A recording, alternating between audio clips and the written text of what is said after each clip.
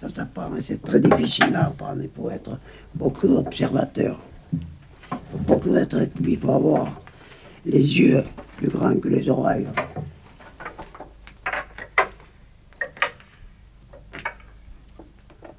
C'est un métier, ce qui s'apprend, ça ne peut pas dire comment ça s'apprend.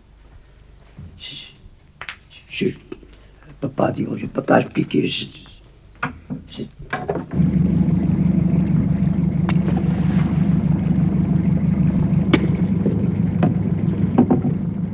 C'est en vous, c'est inné ça. C'est inné ça. Hein, mettre le filet au bon endroit, savoir que c'est là qu'il faut qu'il aille et non pas là-bas. Il faut tenir compte de tous les facteurs que la nature nous a permis de savoir et de les exploiter au maximum. De les exploiter au maximum. Ça fait partie du coup d'œil.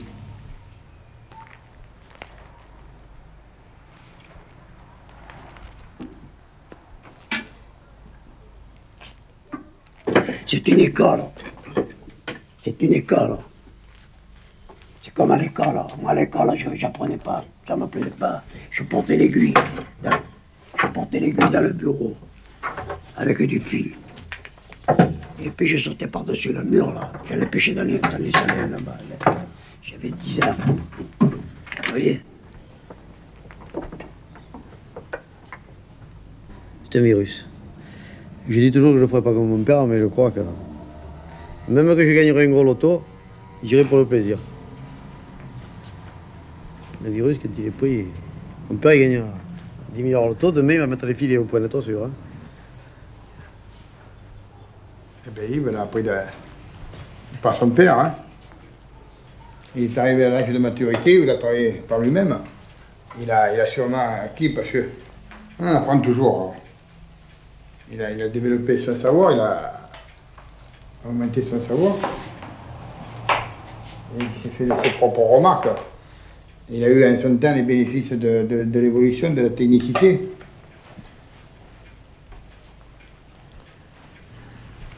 C'est moi qui l'ai fait un tir homme. Maille par maille, aussi bien dans le sens de la longueur que dans la largeur.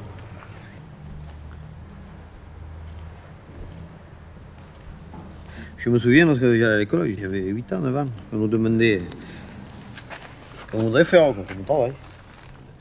On nous donnait un questionnaire, il y a toujours eu le mot pêcheur. Mon grand-père, à la maison, on parlait de pêche. Mon père parlait de pêche, mes oncles, mais... Vous savez, nous, à la maison, on n'entendait parler que de ça. De la pêche, de la pêche.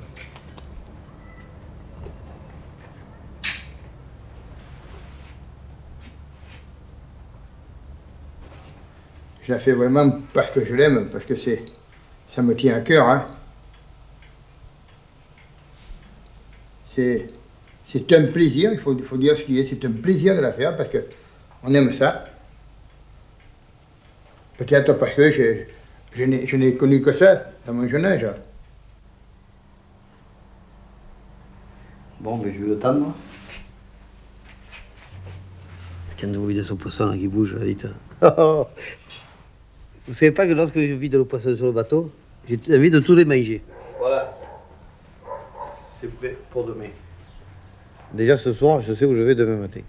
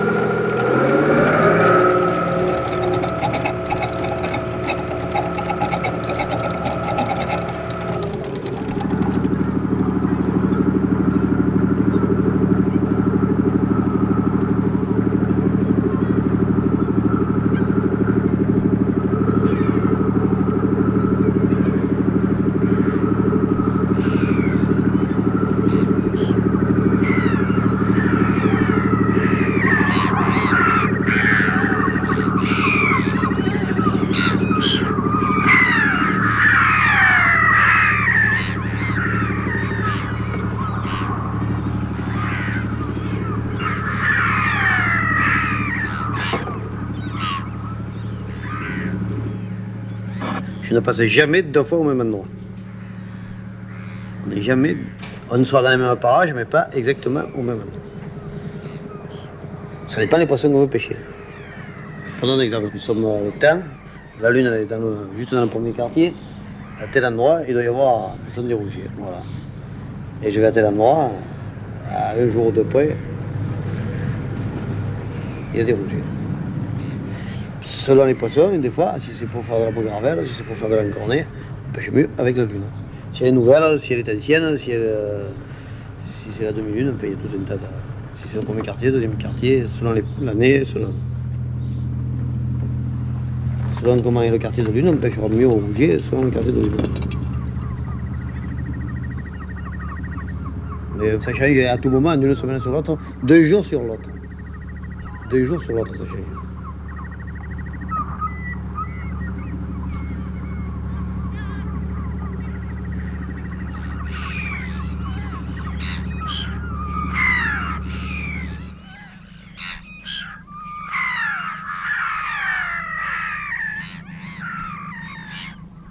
Ah oui, c'est très important la lune d'abord. Tous les patrons de pêcheurs, moi ils travaillent avec la lune, vous savez. La lune, c'est tout, la lune. La lune, chaque fois qu'il y a la lune, le poisson il est gourmand, c'est comme les plantes, c'est comme tout, vous savez. La lune, c'est dommage qu'on y touche, on ne devrait jamais y toucher à la lune. C'est quelque chose après sur la marée, c'est la lune. Tout, c'est la lune. Vous savez, la lune, c'est terrible. Voilà tout ce que je peux vous dire de la lune. La lune, c'est terrible.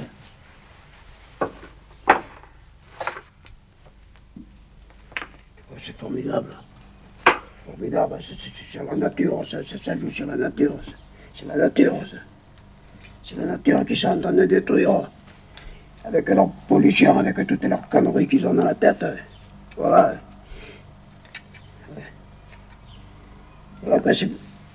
Voilà quoi il faut. Voilà. Le pêcheur, il marche avec la lune, le pêcheur. Le pêcheur, il marche avec la saison. C'est formidable. C'est formidable.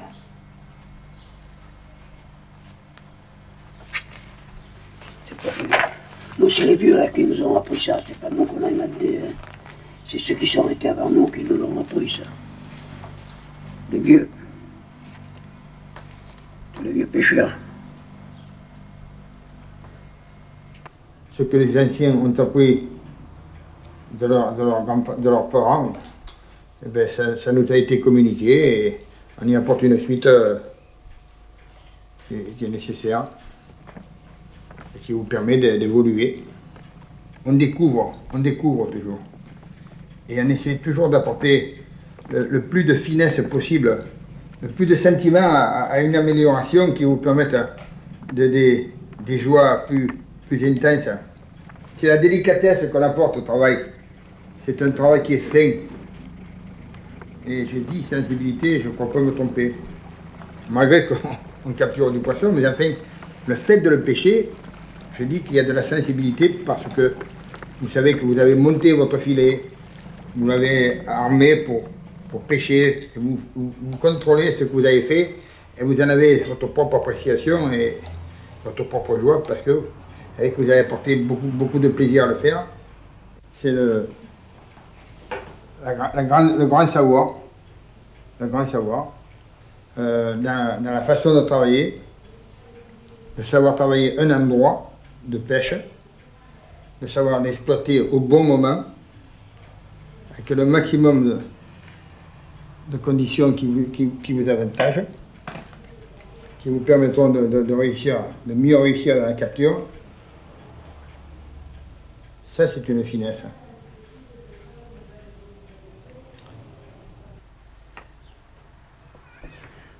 J'ai 76 ans, j'en apprends toujours. C'est tout ce que je peux vous dire. Alors, il y a toujours quelque chose de nouveau, tout le temps. C'est à l'infini. On trouve toujours quelque chose en travaillant, on se rend compte qu'il y a des choses que ça n'allait pas, alors il faut moderniser, il faut faire, il faut chercher tout le temps, tout le temps.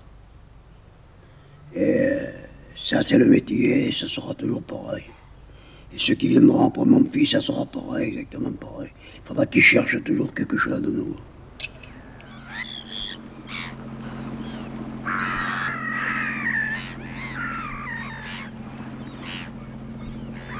Nous sommes des cultivateurs, mais de la mer. C'est comme sur la terre, pareil. C'est ça. On a des repères. On a des repères. On a des amers sur la terre. Des lumières la nuit. Vous prenez 2 amers en face de vous, 2 amers de l'autre côté. En gros, il faut former un angle à 90 degrés ou faire 3 points et vous êtes au milieu.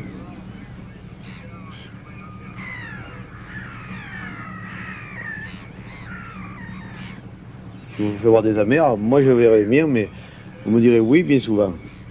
Mais il vaut mieux prendre les vôtres. Lorsqu'on est là, vous dites tiens, regarde, là, par exemple, il y a une couleur rouge. Il vaut mieux que vous les preniez vous, les amers, que moi, vous les donnez.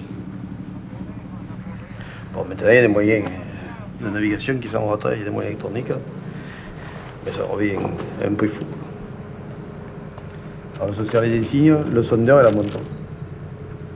La montre pour savoir le temps. Alors, de là à là, il y a tant de temps à traîner. S'il y a 30 minutes qu'on traîne, on regarde, on va pas tarder à arriver à la roche, on va voir le sondeur, on regarde, elle est là, on est vite. Après, il y a les étoiles, mais alors là, ça, c'est pas pour moi. Les étoiles, là, c'était bon pour les Grecs, ça, hein.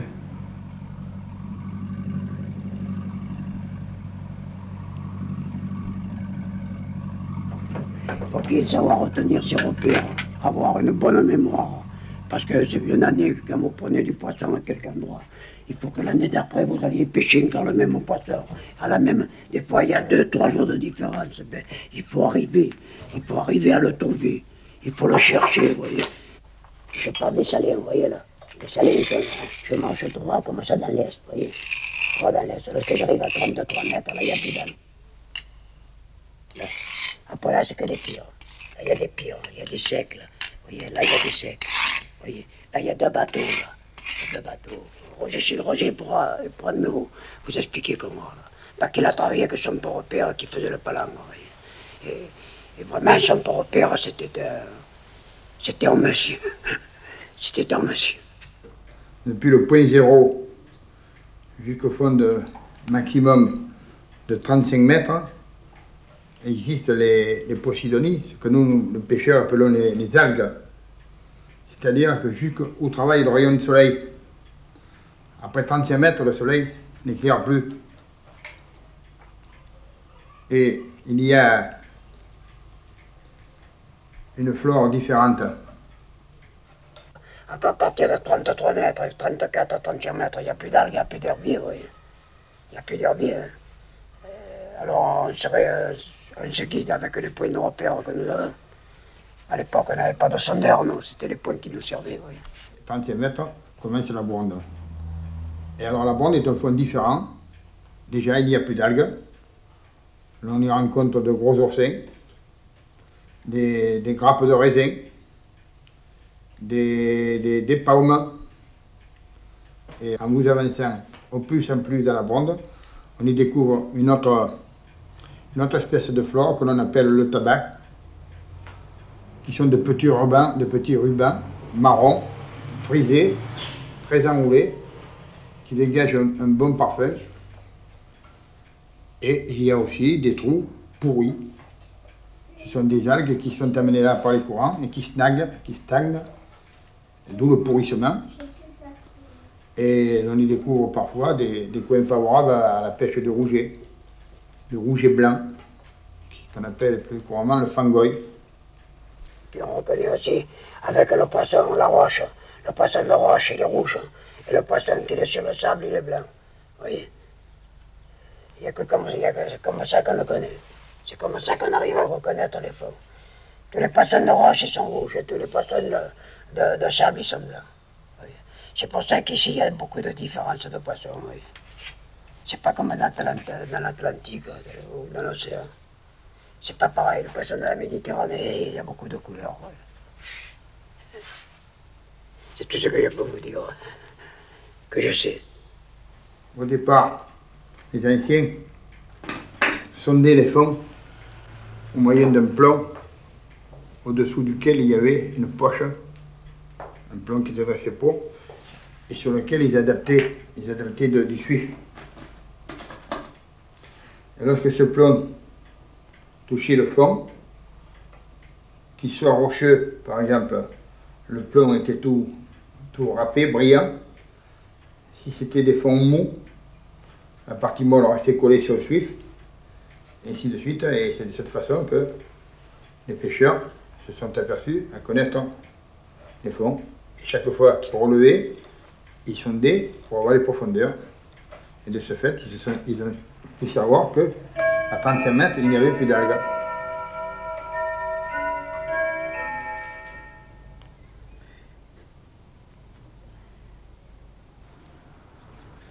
Les algues, c'est comme les feuilles, des platanes et des vignes. C'est exactement la même chose. Lorsque les vignes bourgeonnent, l'algue elle bourgeonne. Lorsque les feuilles de vigne sont vertes ou de platane, enfin, des arbres, on se fie, nous, ici, beaucoup aux platanes et aux vignes. C'est la même chose. Lorsqu'il n'y a plus de feuilles sur les arbres, les algues ont fini de tomber. Et il faut un coup de vent d'est pour les balayer. Sur la terre, c'est le vent, la mer, c'est le vent avec les courants. Au moment où les feuilles tombent, eh bien, les algues ont tombé. Et lorsque les algues sont tombées, bon, il y en a trop, elles rentrent dans le filet, ça empêche le poisson de rentrer, le filet se remplit. Quoi. Là, c'est à ce moment-là qu'on travaille dans les sables. En hiver, on ne peut plus faire le métier que l'on fait sur les algues. Ça s'arrête. On arrête octobre, novembre, décembre, janvier, des fois jusqu'en février. Ça dépend, il faut qu'il fasse un coup de vent d'est qui chasse les algues. Vous voyez, il y a tout un cycle. Sur la terre, c'est le vent qui balaye les feuilles, naturellement. Elles pourrissent par la pluie, et puis ça fait l'humus, et là-bas, là c'est pareil, hein. C'est exactement la même chose. Dans le temps, l'exploitation n'excédait pas 65 mètres. Parce qu'il était quasiment impossible de récupérer des filets plus bas que 65 mètres. Et après, c'est la fosse, proprement dite. Nous, dans notre métier, ça s'arrête à la fosse. Le même angle, là, comprends-le, tu le fermes, tu vois? Ah, ben oui. Parce que le panneau, Oui. à ce moment-là, il y a Oui, tu le fermes. Tu fermes, si tu parles toujours ça sur le rayon, donne-moi la crayon. S'il y en a 60 mètres, le rayon il est beaucoup plus grand. Eh bien, donc, tu arrives au bout, tu fermes plus. Tu fermes. Savoir monter ses filets, déjà, c'est le montage qui fait tout. Hein. Et chacun a un peu son montage. Moi j'ai mesuré. Savoir les coins où il faut aller pêcher, c'est ce qui est le plus important. Au moment voulu. Ça, c'est valable pour les arts fixes et les entraîneurs. Hein. Vous avez fait des mesures, tu me fais énerver là. Bon, ce qui me l'a dit, moi, c'est... La différence entre un pêcheur d'entraîneur et un pêcheur d'art fixe, aux entraîneurs, nous, s'il y a une roche, on évite. Et la roche, c'est là où niche le poisson. Ça se comprend tout seul. Parce que nous, il faut éviter les rochers, justement. Eux le cherchent, nous, on l'évite. Eux, s'ils voient un rocher, ils l'entourent, content, c'est bon pour eux. Et nous, si on l'entoure, c'est mauvais pour nous, puisqu'on arrive, on attrape, il rentre dans le filet, dans l'entraîneur, et on déchire tout. Hein. On est obligé d'éviter là où il y a des gros rochers.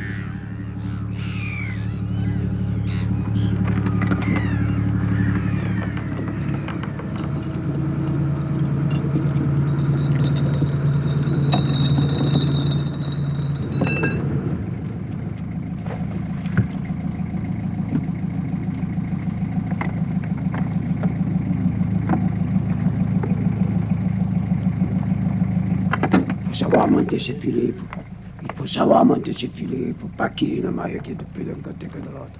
Vous avez vu les chaluts là qu'il y a sur la terrasse? Eh bien, vous comptez toutes les mailles du commencement jusqu'à la fin. Il n'y a pas une maille de différence d'un côté comme de l'autre. C'est tout pareil.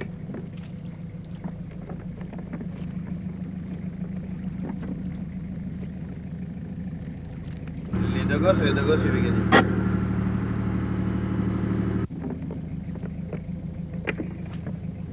Tu m'as appelé? Non, j'essaie d'appeler mon père, mais je ne sais pas s'il est sorti ou pas. Ah d'accord, je vais partir. Tu l'as pas vu passer, Jackie? Ah, je l'ai pas vu. Ah ouais, il n'a pas dû sortir. D'accord, merci. Allez, à tout à l'heure. Il y a toujours un peu la guerre entre les arts fixes et les arts traînants. L'art traînant est un métier qui a moins de sensibilité parce qu'il est plus rude, il est plus dur comme application. Tandis que caler un filet, il faut un savoir, il faut y porter de la malice même, disons. Vous voyez? C'est la différence qu'on peut faire du gros métier qui est l'art traînant et du métier de l'art fixe.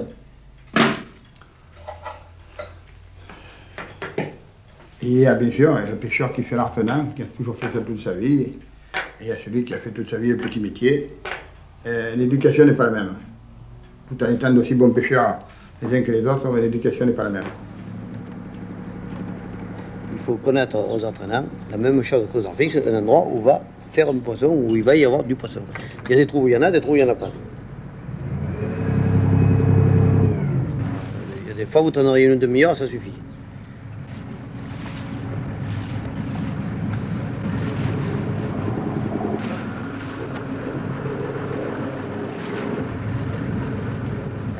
L'art traînant, vous allez à la rencontre du poisson.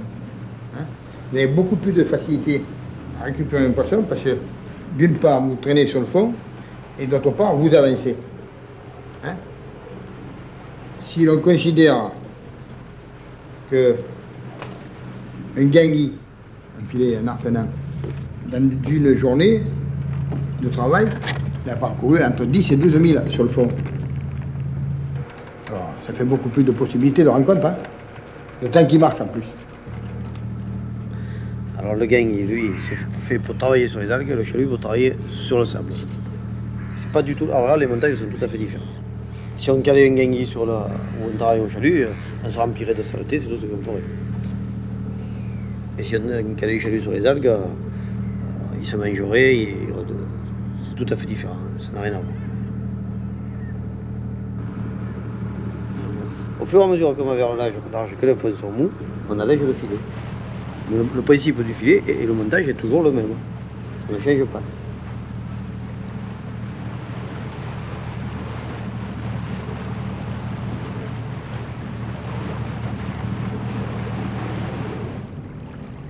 Le gangui, c'est un métier que j'ai pratiqué assez tard et pendant de nombreuses années, en pêchant sur les îles surtout, je côtoyais beaucoup de pêcheurs qui, eux, pratiquaient l'art fixe. C'est un métier qui m'a toujours plu, ça m'a toujours intéressé. Et c'est après avoir laissé le gangui que je me suis mis à pêcher aux arts fixes. Et ça se situe quand même plus de 25 ans déjà, hein, que je pêche à l'art fixe. Oh là oui, plus de 25 ans, entre 25 et 30 ans quoi. Et il faut beaucoup de malice pour se tenir debout. Surtout dans le petit métier.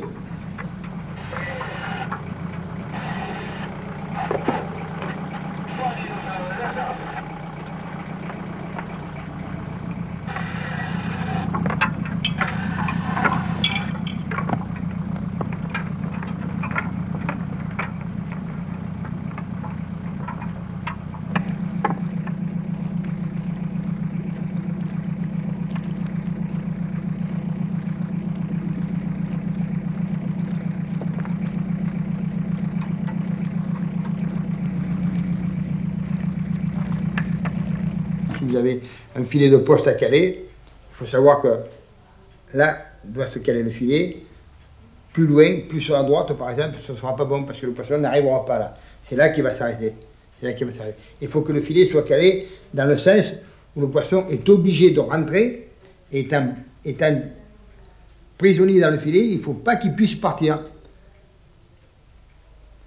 Certains qui auront un filet, ils tourneront le dos à la marche du poisson. C'est un gros désavantage. Et vous tirez votre filet, vous dites, tiens, il n'y a pas de poisson. Et le poisson, il y était, mais il n'a pas su le prendre.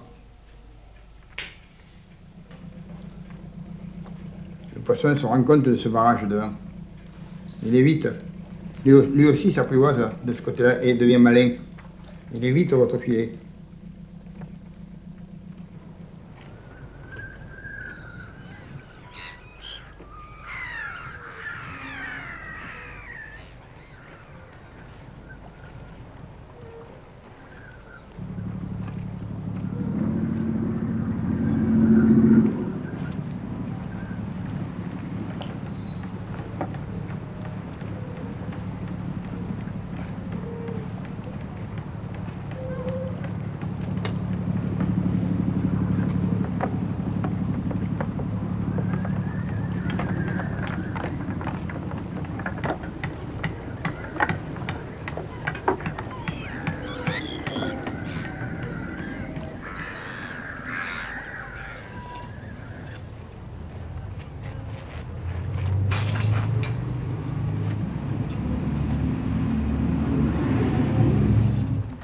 si vous saviez. Si vous saviez.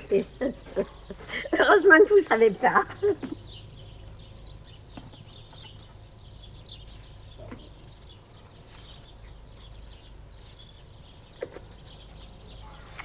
Jamais, ça jamais. Je monte jamais à bord. Pas plus de l'un que de l'autre. Jamais. Je suis jamais allée. Je vais même pas voir quand ils rentrent. Je me mets au coin, je regarde s'ils sont rentrés, mais je m'avance pas. Jamais.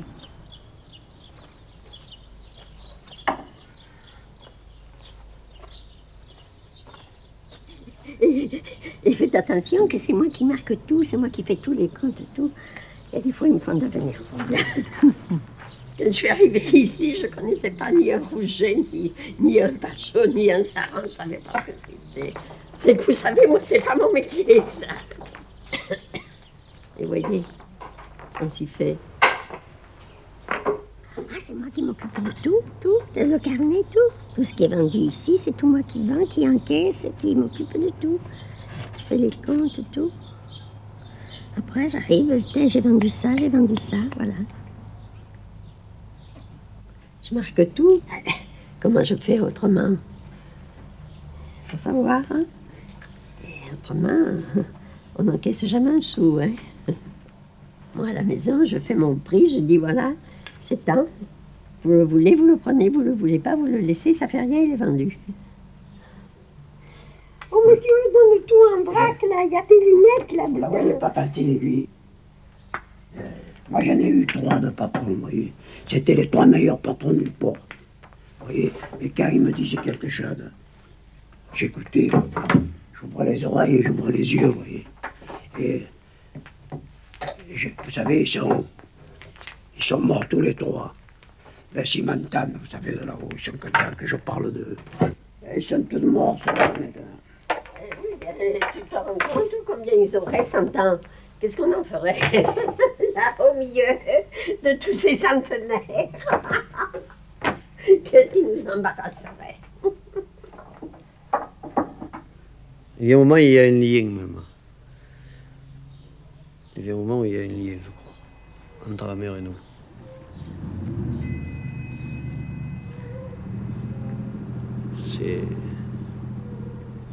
Ça ne se discute même plus, vous voyez,